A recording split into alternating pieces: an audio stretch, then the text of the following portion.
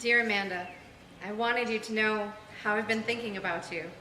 I know how hard living abroad can be and how much you miss your family. Even though we're far away, you're always in our hearts and we are here for you. We love you so very much and we miss you. Love, Carrie. This letter was sent to me earlier this year by my cousin in the United States. I'm fortunate. She wasn't the only one who reached out to me.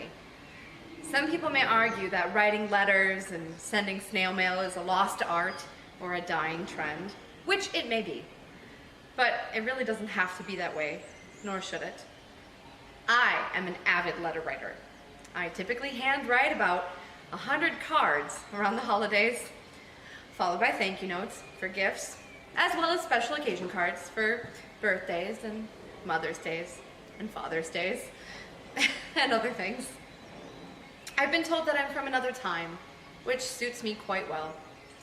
I like to know that I am doing something nice for someone, and I like to let people know that I'm thinking about them and caring for them in this way. I don't want to ever live my life with regrets. And knowing I could have done something as small as send someone a card to brighten their day, and then knowing I chose not to, out of laziness, that would haunt me. Larry, an older gentleman, loves my old-fashioned ways. During World War II, Larry was on the Kindertransport and managed to flee the Nazis in Germany with his brother when he was just a teenager, arriving safely in England. Larry and his brother later emigrated to the United States, but they were the only members of their family to survive.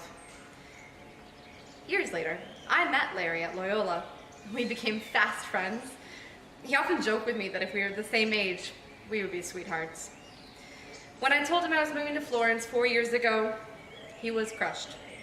He feared we would never see each other again.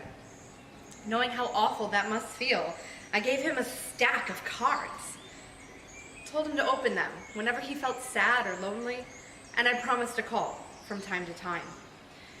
I wanted to send more cards after I moved, but time got a bit away from me. Sadly, Larry passed away. Losing a friend is always heartbreaking, and like anyone, I was devastated. His daughter sent me a message shortly afterwards to tell me how he cherished those cards I sent him, and he read and reread them countless times. I never imagined I could have made such an impact. I was merely doing what I thought was right. Just wanted to make him smile. It's something I would hope someone might do for me if the roles were reversed. I expected nothing in return. But knowing the impact I had on Larry, it didn't lessen the pain I felt over losing my friend, but it did reassure me that old-fashioned card-writing ways aren't outdated or lame, but instead are thoughtful, impactful, random acts of kindness that can bring some light to someone else's darkness. You may be thinking, but I've never been very good at cards, to which the easy and truthful answer is simply focus on the power of your words and actions. Send a thoughtful text.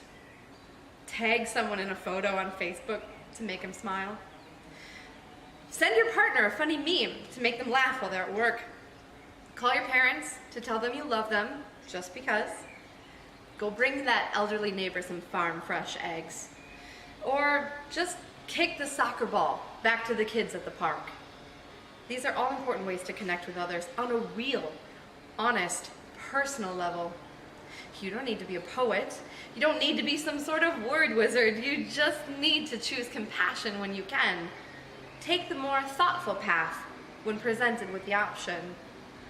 In the end, getting a letter in the mail, calling someone on the phone, sending a care package, just a few kind words when least expected.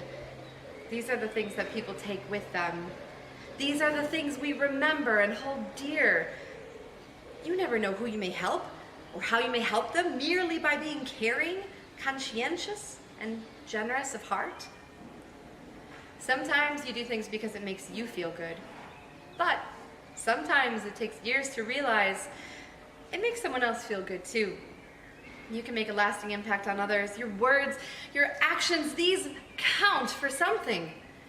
Never underestimate the power of kindness, because in the end, it only takes a little effort to make a big difference, and just a tad more effort, to write the card, buy the stamp, send the letter, and brighten someone else's day.